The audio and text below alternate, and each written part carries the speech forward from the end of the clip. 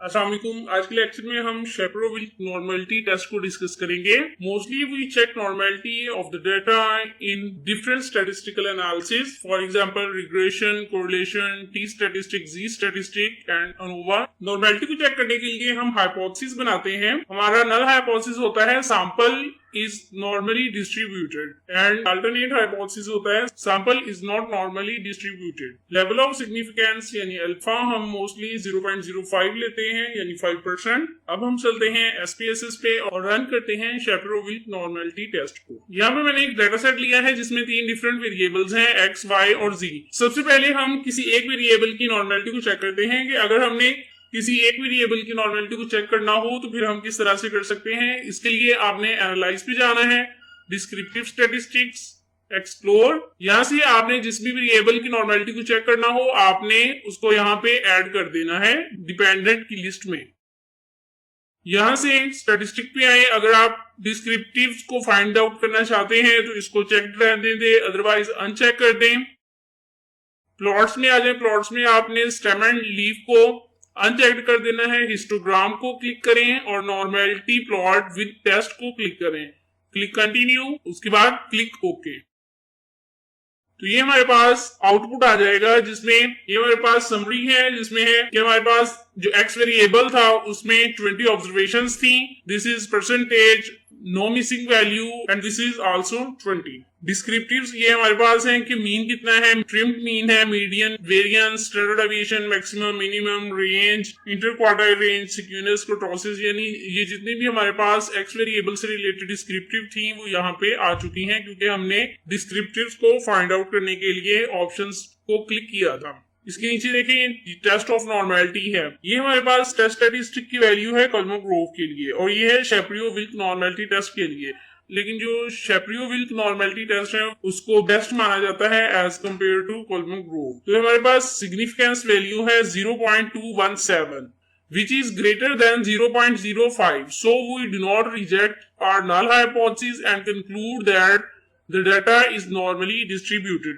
तो यहाँ से हमें पता चला पी वैल्यू से कि हमारा जो एक्स वेरिएबल है वो नॉर्मली डिस्ट्रीब्यूटेड है। इसके बाद देखिए यहाँ पे जो हमने हिस्टोग्राम ड्रॉ किया था, अब यहाँ पे हम इसके ऊपर नॉर्मलिटी कर्व भी शो कर सकते हैं। यहाँ से आप किसी भी एरिया में अपने माउस को लाके डबल क्लिक करें तो ये एडिट का ऑप्शन ओपन हो जाएगा। तो ये हमारे पास नॉर्मल कर्व को शो करने के लिए ऑप्शन है। तो ये देखिए ये जो कि हमारा हिस्टोग्राम था उसमें नॉर्मल कर्व शो हो चुका है।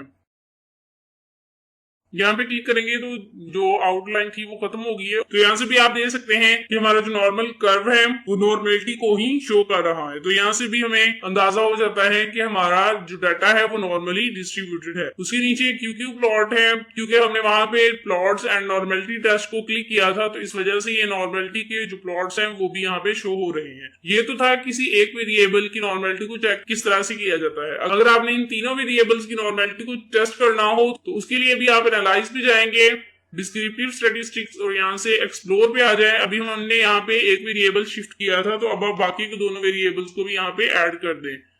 इसके लिए भी प्लॉट्स ये हम ऑलरेडी कर चुके हैं तो इसको दोबारा करने की जरूरत नहीं है। हिस्टोग्राम पे क्लिक करना है और नॉर्मलिटी प्लॉट विद टेस्ट पे क्लिक करना है। Click continue, click okay. तो अब ये हमारे पास आउटपुट आ चुका है तीनों वेरिएबल्स के कॉरस्पॉन्डिंग। ये हमारे पास x की इंफॉर्मेशन है, ये y की है और ये z की है। जिस तरह से हमें यहाँ पे सिर्फ x की इंफॉर्मेशन प्रोवाइड की गई थी, x के कॉरस्पॉन्डिंग डिस्क्रिप्टिव फाइंड आउट किए गए थे। अब क्योंकि हम तीनों वेरिएबल्स के लिए नॉर्मलिटी टेस्ट कर रहे हैं तो अब यहाँ पे तीनों वेरिएबल्स के कॉरस्पॉन्डिंग डिस्क्रिप्टिव प्रोवाइड की गई हैं। ये x के आउटपुट हैं, ये y के और ये z के। अब यहाँ पे देखिए सिग्निफिकेंस वैल्यू भी तीनों के लिए डिफरेंट आएगी। x को हम ऑलरेडी डिस्कस कर चुके हैं। y की सिग्निफिकेंस वैल्यू है 0.86 which is greater than 0.05, so we can say that variable y is also normally distributed, but z की जो corresponding value है that is 0.019 which is less than 0.05, so we can say that variable z is not normally distributed। यानी हमारे data set में जो दो variable हैं x और y वो नॉर्मलिटी को अप्रोच कर रहे हैं, लेकिन जो z वेरिएबल है वो नॉर्मली डिस्ट्रीब्यूटेड